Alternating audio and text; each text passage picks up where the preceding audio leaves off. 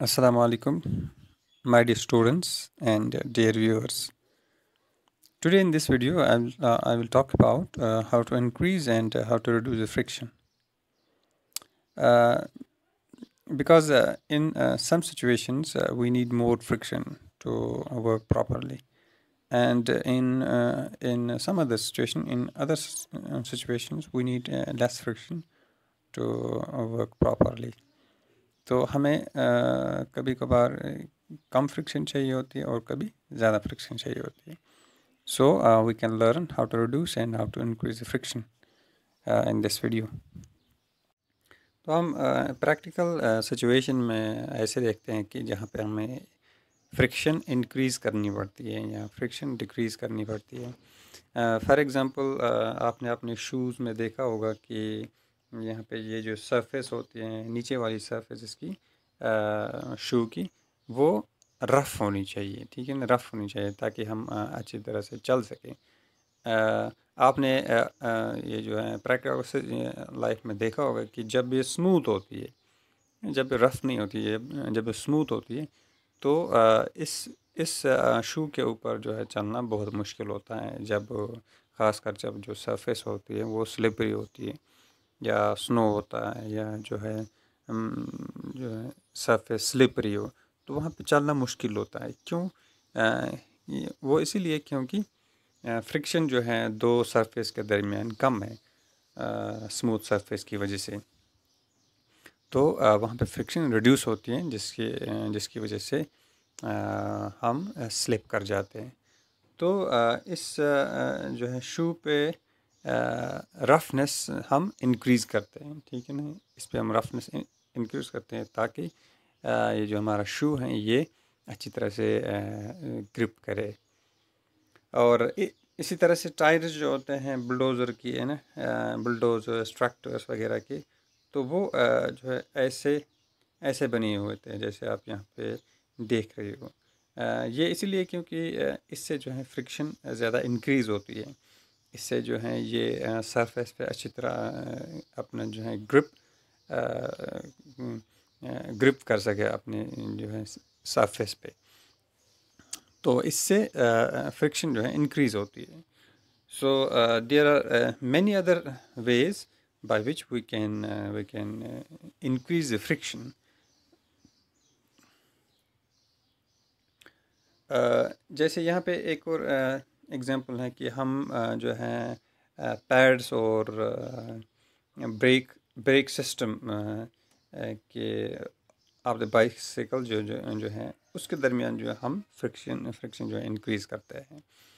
जब पैड्स और brake system के दरमियान हम फ्रिक्शन इंक्रीज़ करेंगे तो ब्रेक जो है ज़्यादा जो है अच्छी तरीके से लगेगा या ज़्यादा वो जो है जल्दी स्टॉप होगा. बाइसिकल या जो भी बाइक होगी या कार होगी या जो भी कुछ होगा तो वहाँ पे जो है बाइक ज़्यादा आसानी से या कम टाइम में बाइक जो है स्टॉप होगी.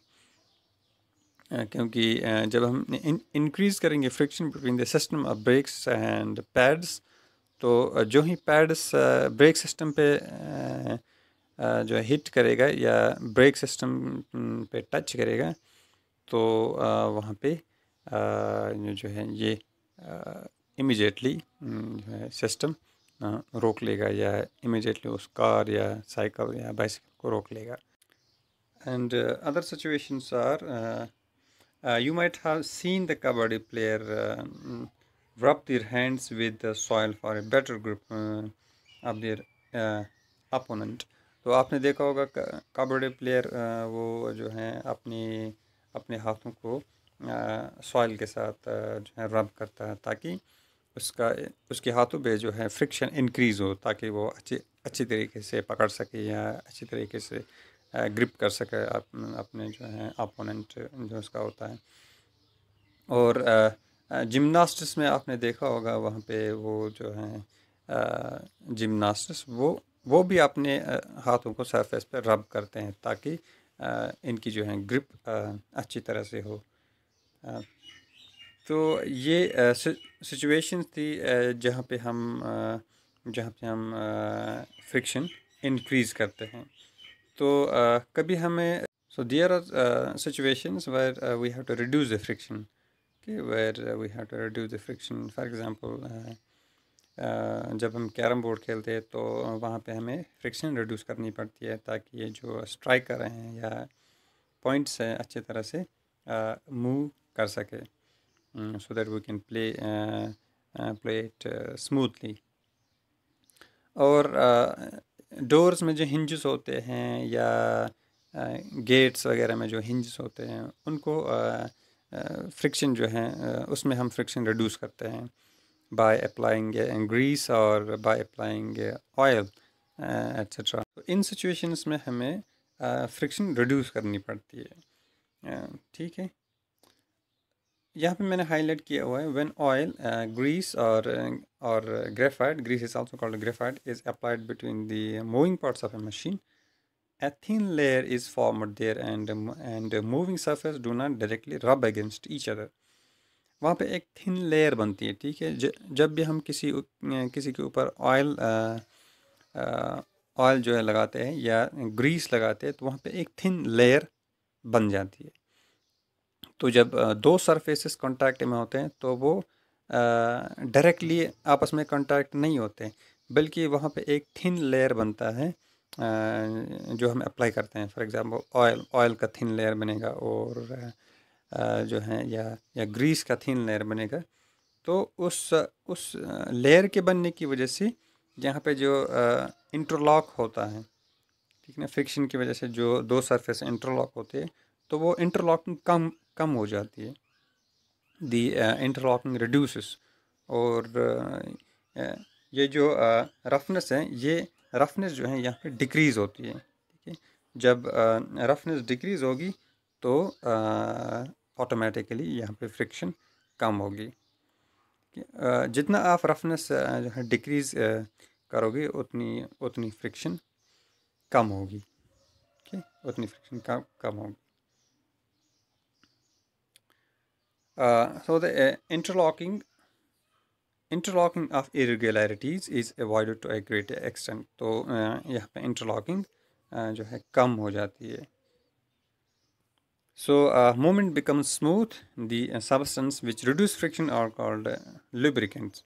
इनको हम lubricants कहते हैं, ठीक है। जो फ्रिक्शन को रिड्यूस करते हैं उनको हम कहते हैं lubricants. So in some machines it may not be advisable to use oil as lubricant. An air cushion between the moving parts is used to reduce friction. तो कुछ मशीनों में ये जो है air lubricant it's not advisable to use air oil as lubricant. तो वहाँ पे हम एक एयर कॉशन लगाते हैं दो पार्ट्स के दरमियान टू रिड्यूस द फ्रिक्शन। एक क्वेश्चन है, can we reduce friction to zero by polishing surface और using large amount of lubricants? क्या हम फ्रिक्शन को ज़ीरो कर सकते हैं किसी भी सिचुएशन में? हम जो है बहुत सारा लुब्रिकेंट्स अगर हम यूज़ करें तो the answer is friction can never be entirely eliminated.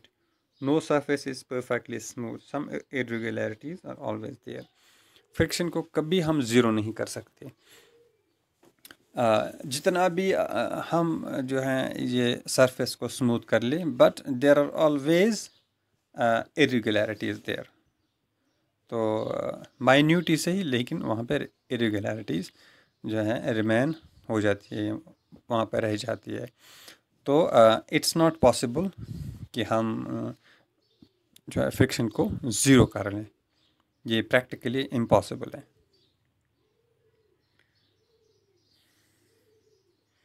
And there are ways by which we can reduce the friction. There are some methods by which we can reduce the friction.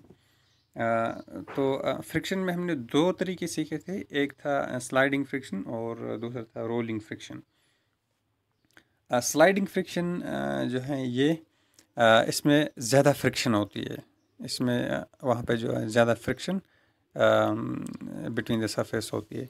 और rolling friction में friction जो है कम हो जाती है। Okay, अगर आप कोई चीज़ रोल कर रहे होते हो तो वहाँ पे फ्रिक्शन रिड्यूस होती है, और अगर आप कोई चीज़ स्लाइड कर रहे होते हो तो वहाँ पे फ्रिक्शन बढ़ जाती है। तो एक चीज़ हम यहाँ पे सीखेंगे कि फ्रिक्शन को कैसे हम रिड्यूस करेंगे। We can reduce the friction by by rolling friction, ठीक है। स्लाइडिंग फ्रिक्शन की जगह अगर हम रोलिंग फ्रिक्शन का मेथड अप्लाई करें तो वहाँ पे हम फ्रिक्शन जो है रिड्यूस कर सकते हैं। फॉर एग्ज़ाम्पल आपने यहाँ पे देखा, यहाँ पे आप देख रहे हो कि यहाँ पे हमने व्हील्स लगाए हैं, ठीक है ना। यहाँ पे हमने व्हील्स लगाए इस लगेज बॉक्स में। व्हील्स इसलिए लगाए क्योंकि यहाँ पे स्लाइडिंग फ्रिक्शन की जगह हम रोलिंग फ्रिक्शन करेंगे, ठीक है। जब जो है यहाँ पे रोलिंग फ्रिक्शन होगा तो इस रोलिंग फ्रिक्शन की वजह से ऑटोमेटिकली फ्रिक्शन रिड्यूस होगी।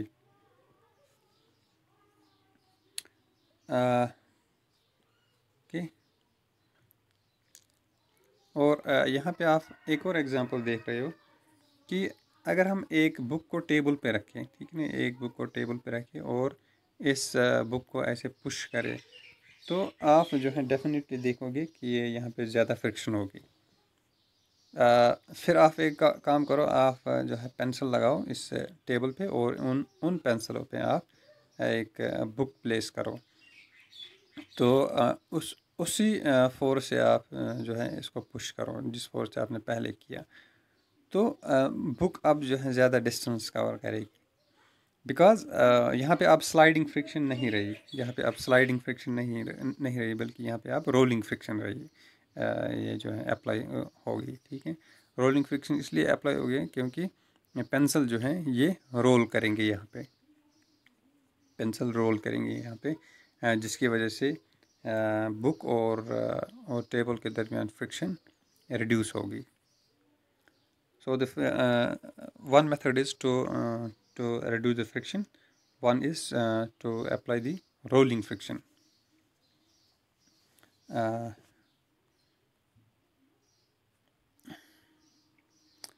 तो rolling friction क्या है? When one body rolls over the surface of another body, the resistance to its motion is called rolling friction. जब कोई चीज़ रोल करती है, ठीक है ना, दो सरफेस के बीच में जब कोई सरफेस या जब कोई बॉडी रोल कर रही है तो वो जो वहाँ पे जो फ्रिक्शन होगी या वहाँ पे जो रेजिस्टेंस होगी मोशन की, उसको हम रोलिंग फ्रिक्शन कहते हैं। Rolling reduces friction, it's always easier to roll than to slide, ठीक है ना, a body over another।